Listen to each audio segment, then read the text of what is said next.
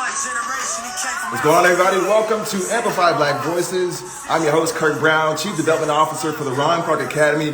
We're here a new time at 6 p.m. We're talking to the co-founders of Everyday Racism, Naomi and Natalie. We're talking developing anti-racist schools. Come in, get settled. It's about to be a good one, y'all. We're taking it higher. Let's go. Hope you guys are doing great. Thank you so much for joining us. Thank you for joining us at our new time this week only. And we'll tell you why we did that in just a second here, but we're so excited that you're here. I see that Naomi and Natalie are already in the building. We're taking it higher this week, y'all. Let me know where you're watching from. Let me know how you're doing. How was your week? You know how we always start every single ABV, and we're so excited that you're here. Thank you for joining us here on ABV. What's going on, y'all? Welcome in, welcome in. Hey, Avery, I see you in the building. About to get this thing rolling. Taking it higher, y'all. Huffman, Texas in the building. Thank you for joining us. This is ABV, Amplify Black Voices, and we are talking developing anti-racist schools, what an ally is, and using our voice for social justice. We're continuing that conversation because the work does not stop. We're going to get Naomi and Natalie in here in just a second. I appreciate y'all for joining us. Thank you so much. Atlanta in the building. Alabama. ATL. I see Atlanta representing hard today. Let's go. I see y'all. I know that Naomi and Natalie's folks are going to be joining us as well. So let's get this thing rolling, why don't we? Let's welcome them into ABV. Yes. Welcome to Amplify Black Voices. What's up? What's up? Hello. Oh, What was that? I could be with you this evening. Oh my goodness. I am stoked that we get a chance to sit down and talk with you guys. Like, this is amazing. I am huge fans of the work that y'all are doing. So thank you for making time for us. You guys are in the UK. And so it's 10 o'clock there. It is. It's our bedtime, but we stayed up.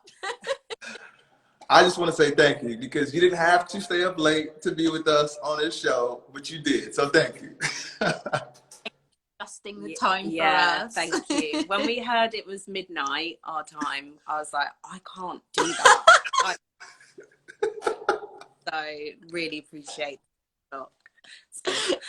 Yeah, I totally understand because typically we'd be doing it, I think at 7 o'clock or what have you, and you know that I knew that was really late, and so I was like, yeah, we can move our time around just a little bit so we can accommodate. Why not? Because this is an important conversation. You guys are fantastic, and the people need to know what you guys are doing over there in the UK, impacting the culture, not just there in the UK, but the information is applicable everywhere, and we're gonna jump right into that. So why don't we start? Tell the people who you wonderful ladies are and where you live and all that good stuff, and we'll jump right in. Yeah, sure. So I'm Naomi and this is my sister Natalie. And as you can tell from our accents, we're from about an hour away from London. We live by the seaside in a small town. We live together. And although Natalie's about to move out into her own place, so we'll be apart. And we run Everyday Racism together, which is our Instagram platform. And I'll let Natalie sort of tell you the story of why we started that. Awesome. So yeah, myself and Naomi, we've always kind of wanted to do anti-racism work, and we've wanted to do some sort of platform, but never really kind of knew what that would look like, because we kind of have lived experiences of racism here in the UK and our own stories that we wanted to share. And we've been doing our own education for a few years now, learning from some brilliant educators out there that have been this work for years and years and years. And basically last year I was in a meeting in London, and I was on my way home on a train, and it was a packed train. and I was in the carriage. I knew I was I kind of noticed I was the only kind of brown skin girl on the carriage, and everyone else was white. And these two kind of white guys came, and they're a little bit drunk and quite loud, so you kind of them. And the train, so the ticket guy who comes around and checks all your train tickets, he was a black man, and he was, you know, asking everyone for their tickets, and he went over to the two guys and said, you know, have you got your train ticket? And they sort of responded saying, no, we don't have our ticket, like we're getting off at the next stop, it's fine. And he said, well, actually that's not how it works, you need to buy your ticket before you get on the train. And it kind of went backwards and forwards, and it ended with them actually saying to the train ticket guy, well, have you got an effing passport to get into the country? Which is when I actually pressed record on my phone, because I thought, okay, something's going to happen here. And so they started kind of, you know, going backwards and forwards, and obviously the train ticket guy was very, you know, how dare you, that's really racist. And they sort of followed by saying, oh, you're always using the race card, you know, I'm not racist, I've got 2 mixed race children. And at that point I then stood in and said, actually not okay, and stood up and sort of challenged them out. And it kind of just escalated from there. It did end with them trying to apologise, but kind of, you know, they ended up leaving the train. I then sent the train ticket guy the video to say, like, need it for backup for police, but obviously, like, nothing ever happened. And I got off the train, I called Naomi, and to be honest, it wasn't a surprise. Things like that happen here all the time. I've heard it many times before, but I think it was a very upsetting situation. Also, what was really upsetting was the fact that no one else said anything. You know, as around the carriage, there was one woman who kind of put a scarf over her face, another guy who put his AirPods in, someone else who kind of lifted his book closer to his face, you know, and everyone just didn't want anything to do with it. And I just, again, sort of said to Naomi, why is it that in those situations, you know, it always feels like it's me, or it's always kind of the black or brown person situations to have to actually stand up and say something. And, you know, I kind of kept that video. I didn't sort of do anything with it. And then obviously over here, we've been watching a lot of what's been going on in America. Have been watching it for years. But obviously recently there's been a lot more kind of video footage coming out, and the murder of Ahmaud Arbery had happened. And I remember a lot of my close friends and family were saying, oh, it's so bad what's going on in America, you know, how awful that happens over there. And it really made me realize that a lot of my friends and family who are white, we have quite a big white network around us, sort of really naive to the fact that does happen in the UK. It's a global issue. It's not, and actually it does happen here. And so I wanted to kind of say, you know, actually this just happened to me a few months ago. So I put the video out there on my small platform that I have, just to kind of within my sphere. It wasn't supposed to be anything more, and it got picked up and it went viral, and we got, I think it had over 1 million views or something. And again, comments from that were, why did no one say anything? Why is no one else standing up and doing anything? And it was at that point that me and Naomi realized, okay, we need to start saying something. We need to start sharing our stories. And we thought this is where everyday racism needs to come in, because it's every day. It's everyday racism. Up our platform for kind of BIPOC to be able to share their stories, and it was this supposed to be, you know, a safe space for kind of sharing stories and feeling like, you know, a bit of healing. And then obviously more stuff was coming out, and the awful murder of George Floyd happened, and there was just a massive shift in, you know, around the world of people realizing, okay, it's not enough to say that I'm not racist, I have to be anti-racist. And then since then we have started doing a lot more educational posts, and, you know, teaching people like how to be anti-racist, how to be allies, and actually practical ways of kind of the day-to-day working of being anti-racist. Oh my goodness, that is beautiful. And first of all, kudos to you for standing up in that moment and saying something, right? Because oftentimes we see things happen and we pull out our phones and just watch as bystanders and not try to intervene in some way. Of course, keeping in mind the safety of ourselves, but still trying to ensure that the right things happen. And so kudos to you guys for you know, or to you, Natalie, for being there in that moment and standing up. And you know, you talked about kind of the work that you guys are doing on the platform, which I love so much. It's why I love following the page, and why I think so many of our audience could gain a lot from following and tapping in and tuning into what you guys are doing, because it is practical. It's practical ways that you can get into the fight for social justice, which we're going to dive into tonight. But what a beautiful story, right? That personal experience sort of birthed this movement that is impacting so many of us around the country and around the world. So I appreciate you for sharing that, and sharing experiences for sure. So why don't we dive into sort of the work around developing anti-racist schools, right? And so what does that actually mean? What does that look like? How can we do that? I know that you guys posted recently a post about how to develop anti-racist schools, right? And you outlined the practical ways, again, which is so amazing. But as you swipe through, you can kind of see one of the posts that one of the slides in the carousel there is a letter that you guys templated that people can use to take action. And you list out some of those steps, which is amazing. But talk about that.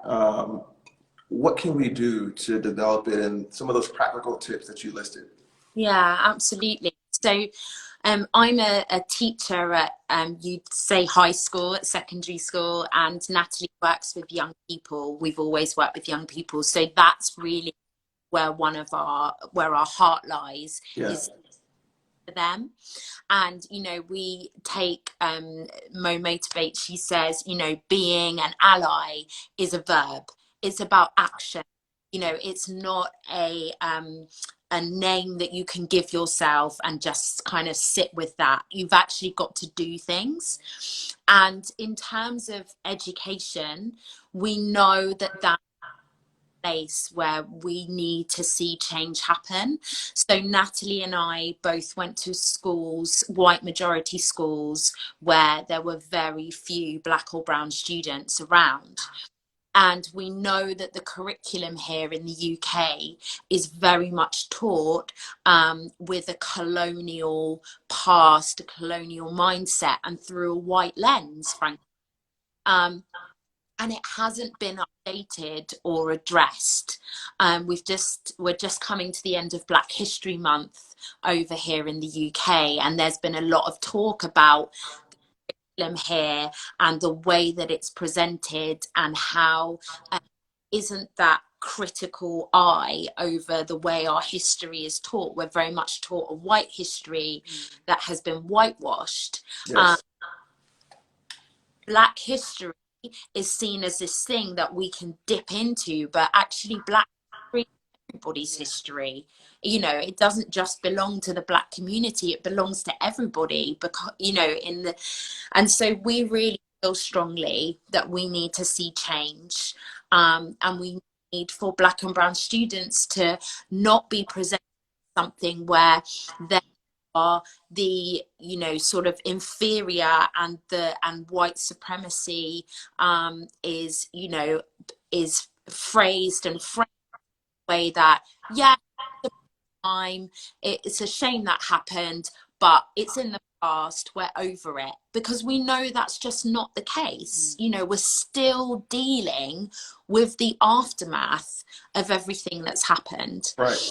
And one of the things that is important about being an ally is that you show up. And so if you are a white parent, then I feel really strongly that it's responsibility as well to be challenging your local school. You know, if you your child to a school and they haven't looked at their curriculum, their teachers haven't had any anti-racism training, they haven't been looking at them and what they're teaching, they haven't even expressed Black History Month, let alone, you know, do any teaching on it. You know, it's not up to Black and brown parents or parents of mixed race children to be going to the school and challenging it, because that is just another burden that you have to deal with, you know, like, and also having those conversations, we know they're really tough and they can invoke racial gaslighting and a whole load of trauma that just won't be the same if you are a white parent. You won't feel those same kind of emotions. You might be disappointed, you might be frustrated, but it's not going to lead to trauma. So actually, we really are encouraging the people that posted Black squares, the people that say, I'm an ally, the people that are saying, I'm listening and I'm learning, let's put your money where your mouth is and go and do the work. Take the burden off the people that are already burdened and living through this and living through the microaggressions and living through the racism in their daily life, and actually you take on that work. And so what we thought was sometimes people genuinely want to do something but they don't know where to start, they don't know maybe the right way to frame Right. 100% confident, and that's fine. You know, we just people just need to be honest about that. And we've got now a plethora of anti-racism resources in terms of books and things, but maybe the language of education might not be your forte, so we composed a letter that parents could adapt and send to nurseries, kindergarten, primary schools, high schools, even colleges, and they actually write to the governors and the head teacher and say, look, this is what I think, this is what I've been learning about, this is to see change. That is so good. No, I appreciate that for sure. And one of the things you talked about was making it a requirement and mandatory for there to be anti-racism training, right? Because we can talk about it all the time and say we want to be better, but there's got to be some structures and systems in place to hold our educators accountable so that we are getting that training and that we can then do the work personally, but as a team, and then impact the students who we teach, which is so important. Yeah. And in the UK, none of that is mandatory. So we have like child protection training, safeguarding, that you have to do every year. But there is no mention of race or racism in that training. It's very generic. And therefore, you know, we want to see that kind of change as well. We want to see that invested in as a priority. You know, you can't just leave it down to chance, cross your fingers that teachers are actually educating themselves and doing this work. You can't send students into a classroom and hope that the teacher's going to be doing and saying things to make all students feel included. You can't leave that chance, in the same way that you would never let a teacher go in and teach maths if they had never done maths before. So, you know, like, we got to take this seriously. This is about young people's self-esteem, their humanity. This isn't something we can mess about with. And you know, unfortunately, we didn't have that experience when we were growing up. So we want to see change for our children generations.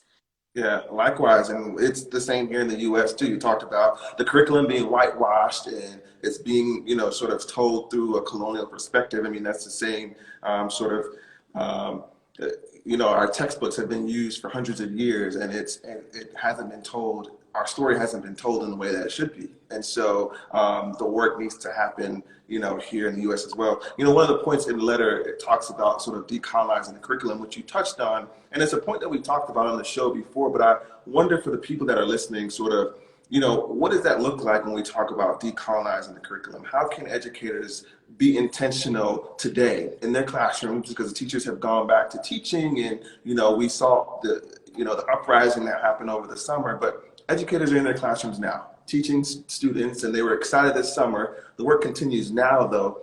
What's a good reminder to let them know specific ways in how we sort of decolonize the classroom and sort of be allies in dismantling those systems that were rooted in white supremacy? So the question I often ask myself is, whose voice am I amplifying here in this room? I mean, I teach drama, so I teach a lot of practical work, but also plays and authors and playwrights and actors. And so it's about looking at who is it, whose voice are you giving priority to? And actually, if you just simply go and have a look at who has written the textbooks, who has written those plays, whose poetry are you studying, what role models are you putting forward? If you're, looking around your classroom, every voice that you're amplifying is white, then you've got a big problem there. Hello, yes. Because you are obviously just teaching from one perspective, and that's not teaching, and it's about presenting students with a range of voices. And so a really simple thing is to just get rid of some of that old stuff that you've been peddling out year after year because you've got hands and you've got the schemes and you know it really well. Yes. I just changed 2 of my texts because I was like, well, it's easy for me to teach this because I know it really well. But actually, my students need something different. They need to be hearing other voices. And it's amazing how powerful that is when students read about people that look like them and sound like them, or come from the same countries as them, or come from the countries that their grandparents came from.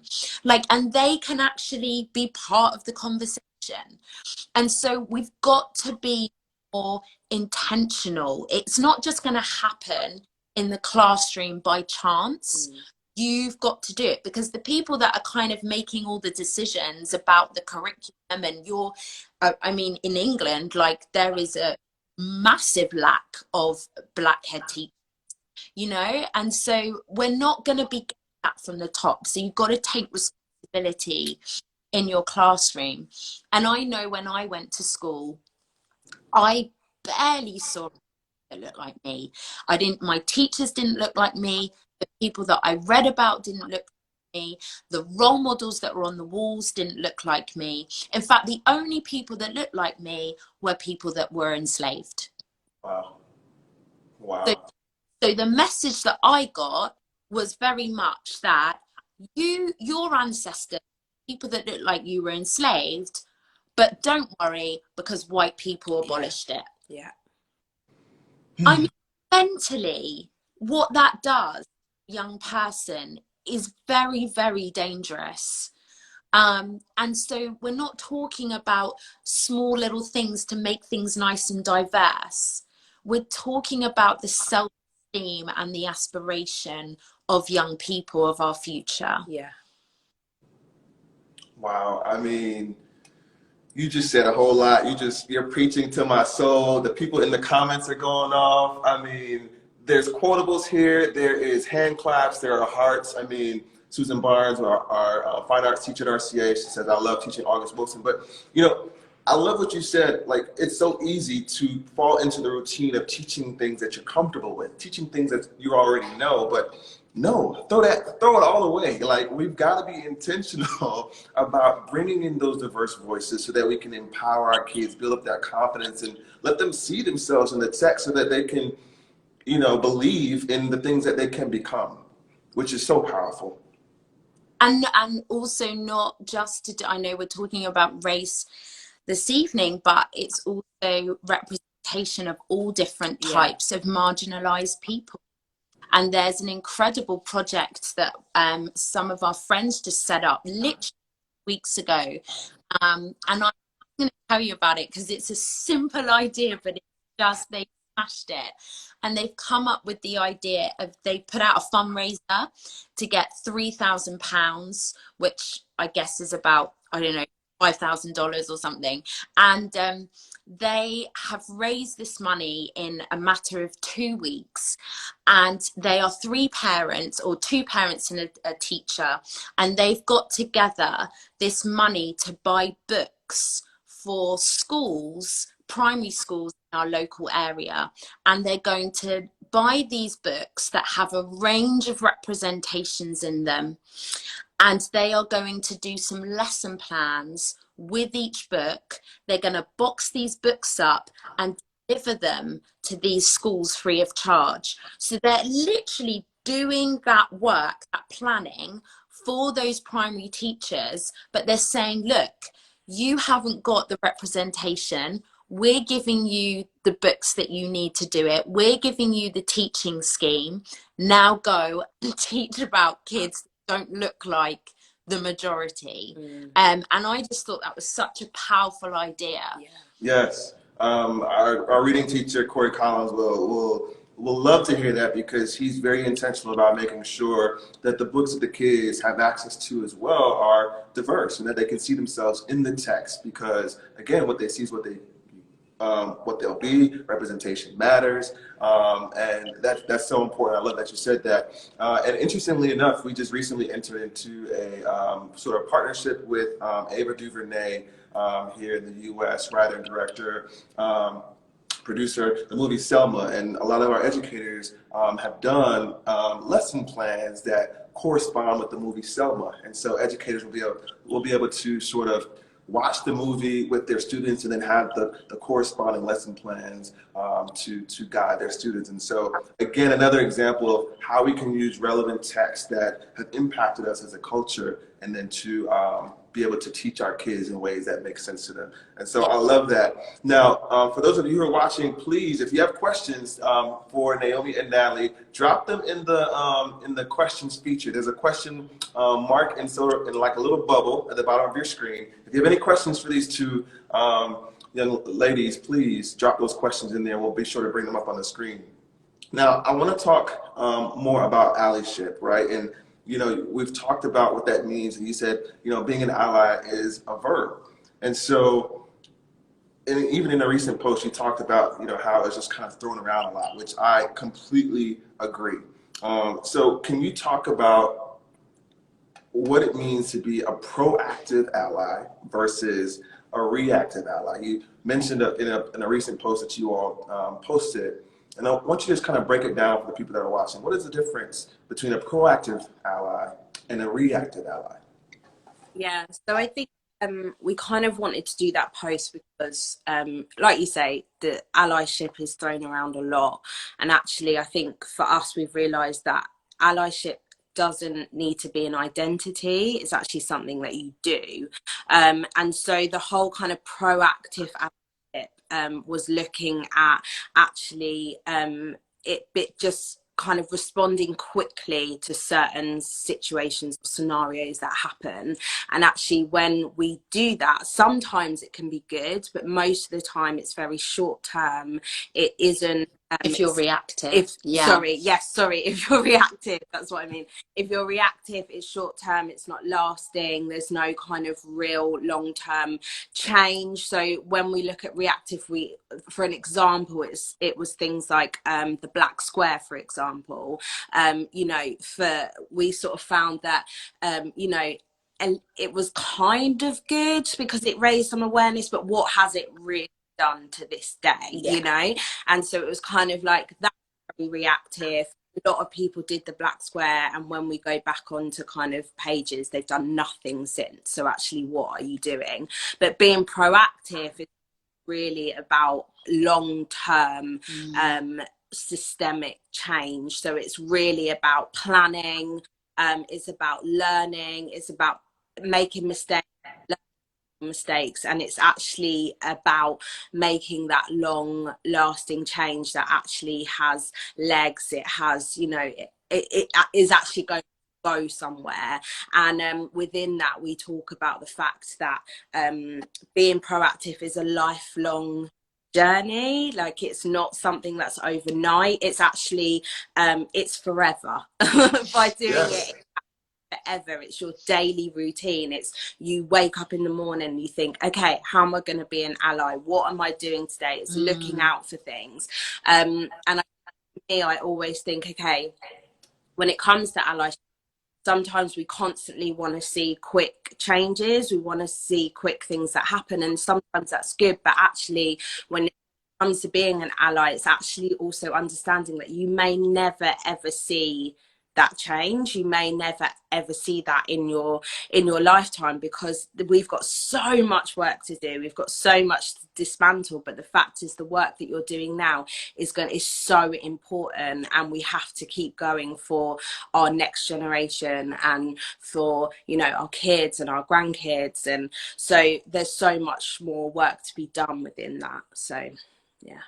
Wow, that's really good. I love how you broke that down, because it is true. It's so easy to sort of post a black square when something happens, or to post a news article to your story. But what are you doing if you are a true ally on a daily basis to really further the work for you know, Black and brown people? What are you doing on a daily basis to further that? And so I love that people can, you know, realize that there's a distinction. Who are you really if you are saying who, you know, you want to be? So that's fantastic.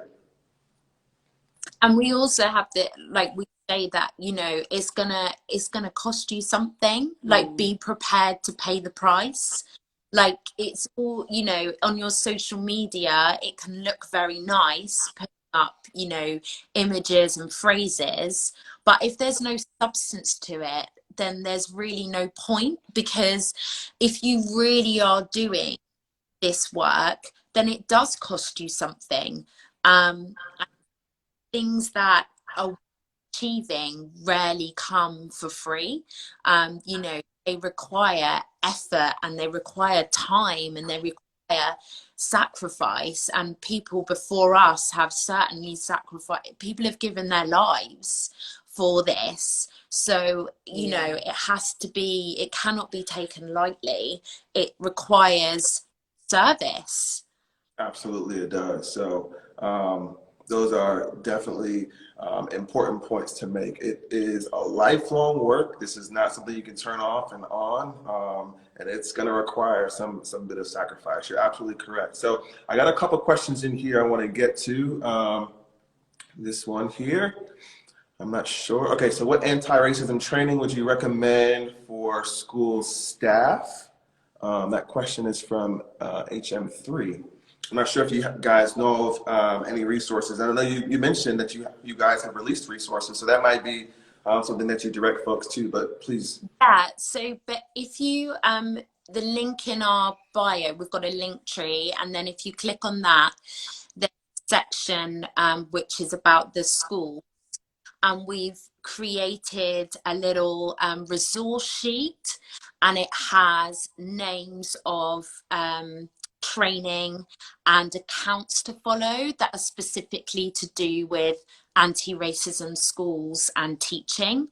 So that would be a good place to start if you want to have a look.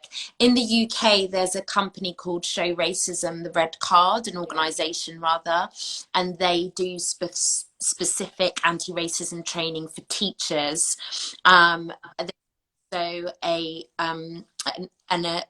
an organisation called the Black Curriculum, who are doing incredible work, decolonialising the curriculum, lobbying the government, and spreading resources and things. So they're another one in the UK. That's awesome. So make sure you guys follow Everyday Racism on Instagram and look at their link tree because there's tons of resources there.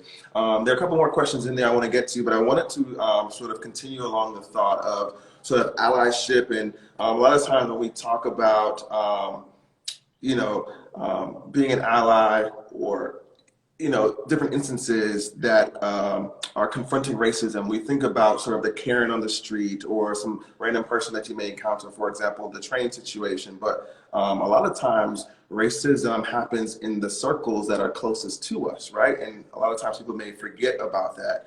And you talk about in a recent post as well, the ways that you can impact, how you can have impact in your spheres of influence and how you can be an ally, even though it may be uncomfortable, but it's necessary. So talk more about that and how we can have impact in our own circles and our spheres of influence. Yeah, absolutely. So you're right. I mean, it's about both. It's about being vigilant when you're out and about and strangers and, just looking around you and what's going on. But it's about having those difficult conversations with people that you know and spend time with. So your sphere of influence is your personal sphere. It's the people that you spend time with. So that could be your family, friendship group, it could be your place of work, it could be the coffee shop that you go to every day, your gym, play sports, and it's about making sure that you challenge in all of those areas, because I would say that one of the most painful things for us has been when we've been around family and friends and things have been said or things have taken place and nobody has said anything. And it gets very awkward. People look to you. Yeah. You either end up saying something and feeling just awful and really uncomfortable, or you don't say anything and then you go away feeling really uncomfortable and awkward. So either way, you carry this trauma with you.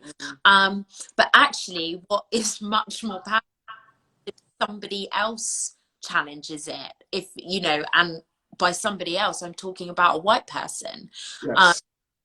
Because at the end of the day, if you are somebody that doesn't want to be racist, then that means that you should be challenging racism when you see and hear it.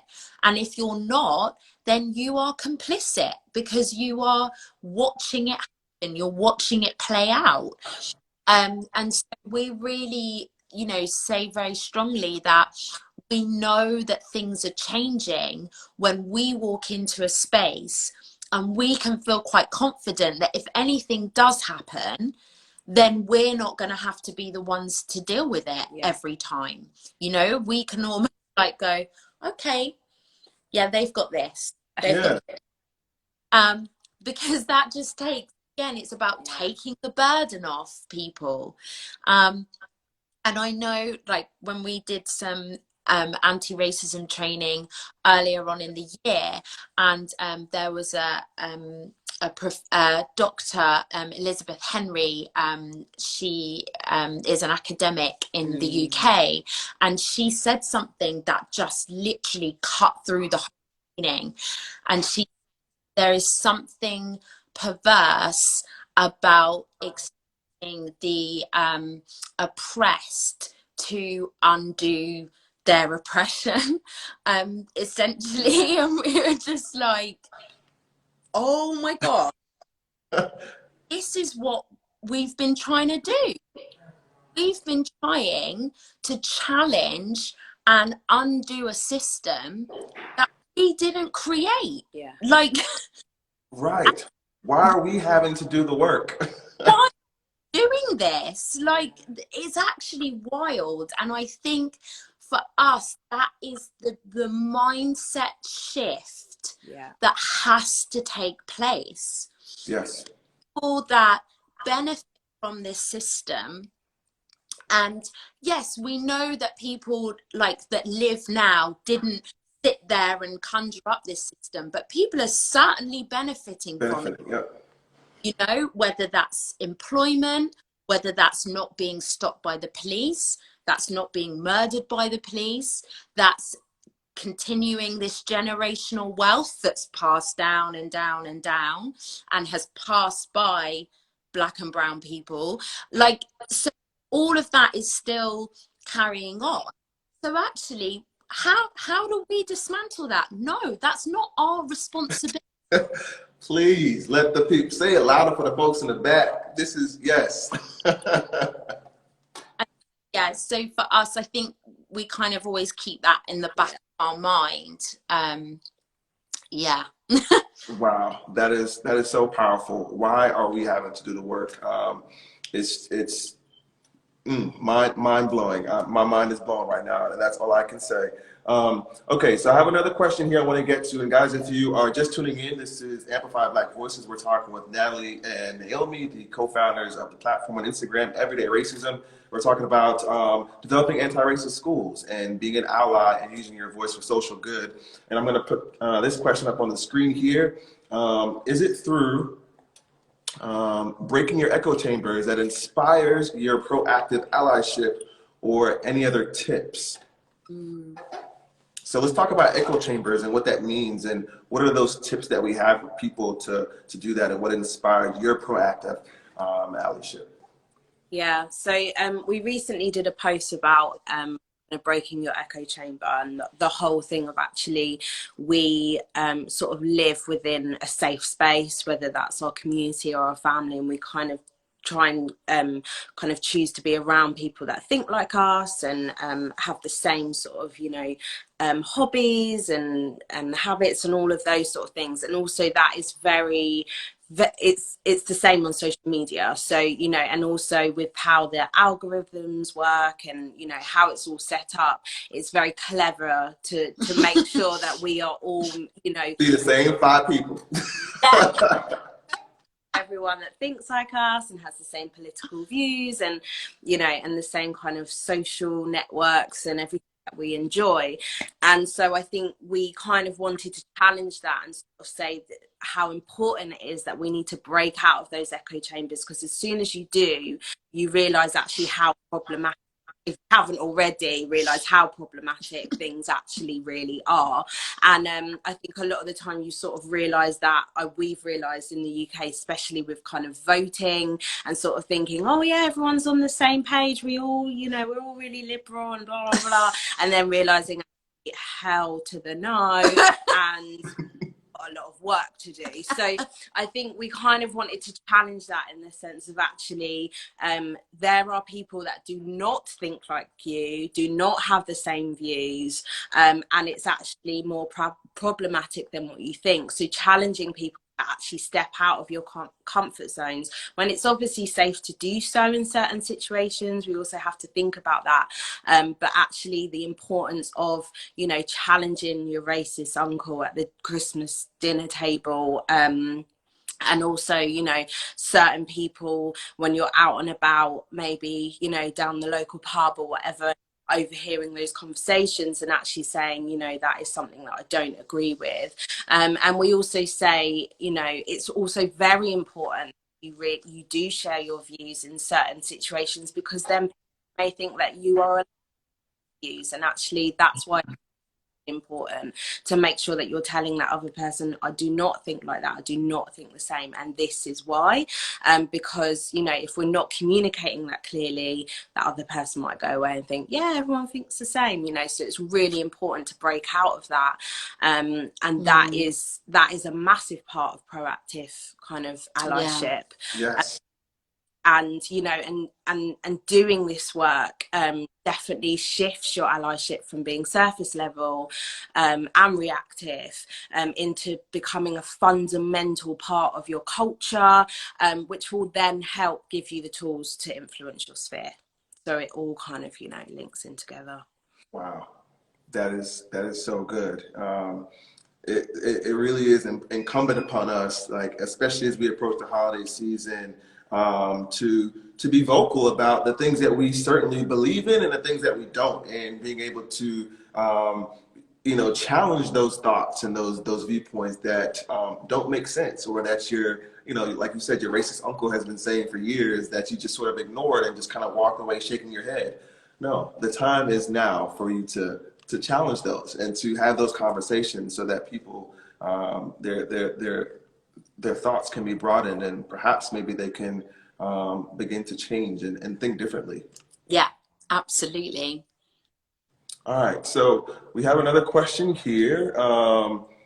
Let's see. Could you speak about the role of biracial people in anti-racism work? Should a biracial person, and I don't know, the question got cut off there, but we'll go with the first part of the question. Just speak about the role of biracial people in anti-racism work.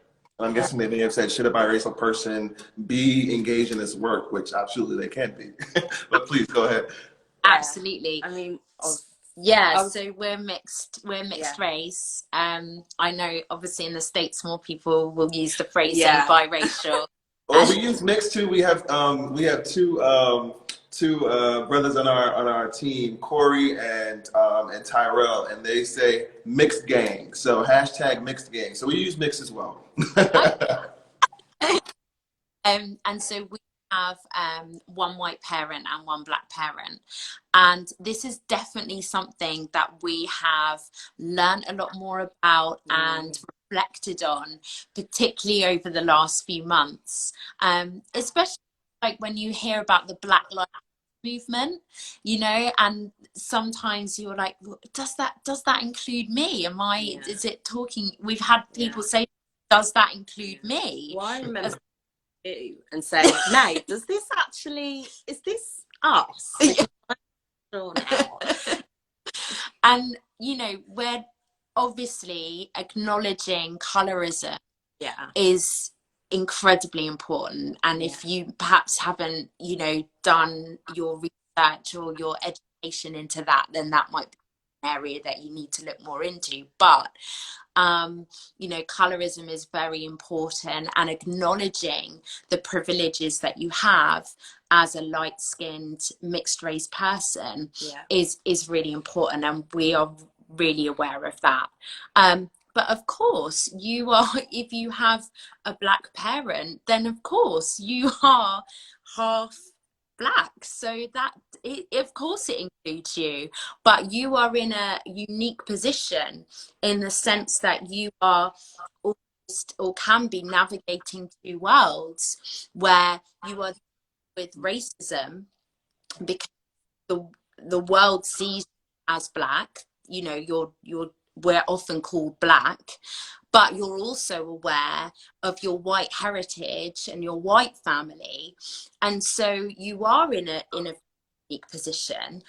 So on the one hand, of course, you have to educate yourself and you have to learn how to step up, but equally you have to look after yourself as well, because you also experience racism, but not in the same way as black people will, and we are aware of that.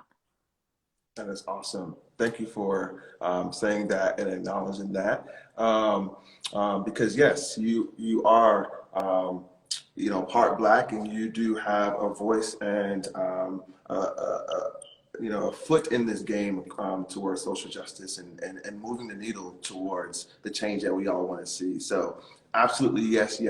So let's see, there's a question here. Do you have a list of resources, books that I can send to my local primary schools? And I think we talked about this earlier as well, by just going to their Instagram. But please, if there's anything that you wanted to sort of mention here, feel free to speak to that. Yeah, there are really great accounts for books that are geared towards young, so the primary school age. We follow lots of these accounts, so it's probably easier just to have a little look through who we follow and see. But there's like Diverse Lit, that's one that has lots of book recommendations. Here We Read is another one, and it goes through all these incredible, there are so many incredible books.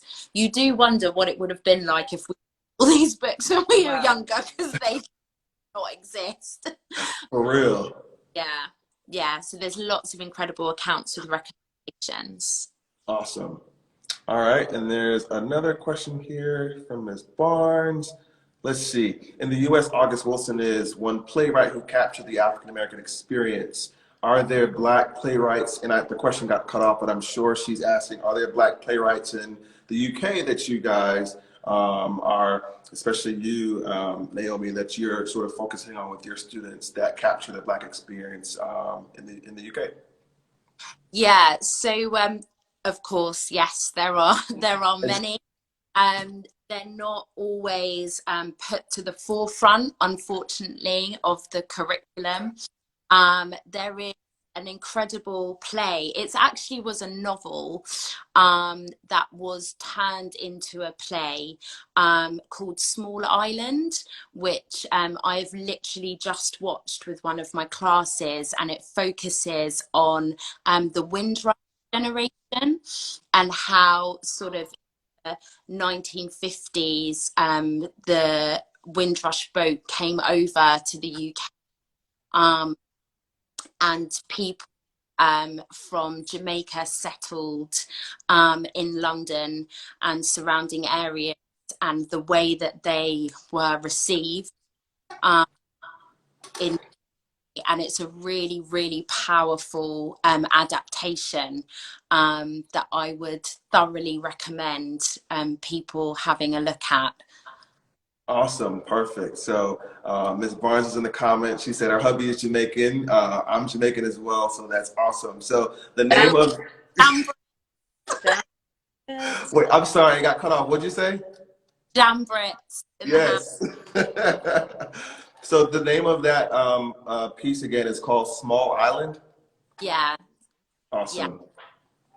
Perfect. And I think those are, I'm sorry, go ahead.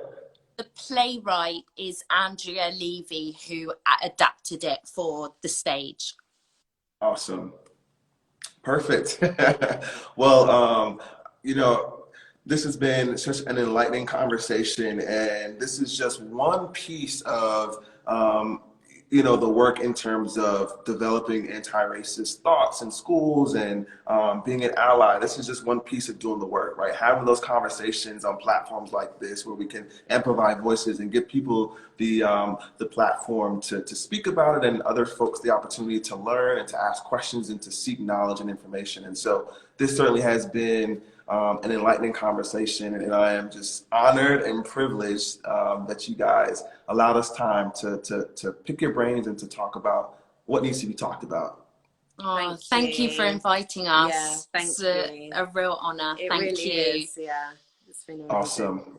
Well, if you guys haven't heard already, make sure that you follow Naomi and Natalie on Everyday Racism. They've got a link tree in their profile where you can find a list of resources that you can continue this work, pages to follow, because this is important work. It doesn't stop right now. As we mentioned, it isn't just tuning into this live and saying, okay, I'm an ally, I got it. This is about being a proactive ally. This is long-term work, as we talked about. And so let's continue to do the work together and tune in, lean into this moment so that we can affect the lives of people of color in this country and abroad, and really have an equitable nation and an equitable world. So thank y'all for tuning in to Amplify Black Voices this week. Naomi and Natalie, again, thank you so much for joining us, and have a great night to you. I know it's late for you all, so have a great night and a great weekend, and we'll see you on Instagram. Thank you so much. Take care. Thank you. All right, everyone. So that's going to be it for Amplify Black Voices this week. If you haven't already, today's the last day to vote in Georgia. Early vote, of course, election day is on Tuesday. And so we'll have Amplify Black Voices next week on Friday at our regular time, 7 p.m. We're going to be having Dr. Jones on. So it's going to be a great show. Make sure you tune in. Dr. Jones, math educator extraordinaire here at RCA. And so we'll continue the conversation next week. Happy election day, and have a great weekend, everyone. Have a safe and happy Halloween weekend, and we'll see you next week. Take care. Have a good night.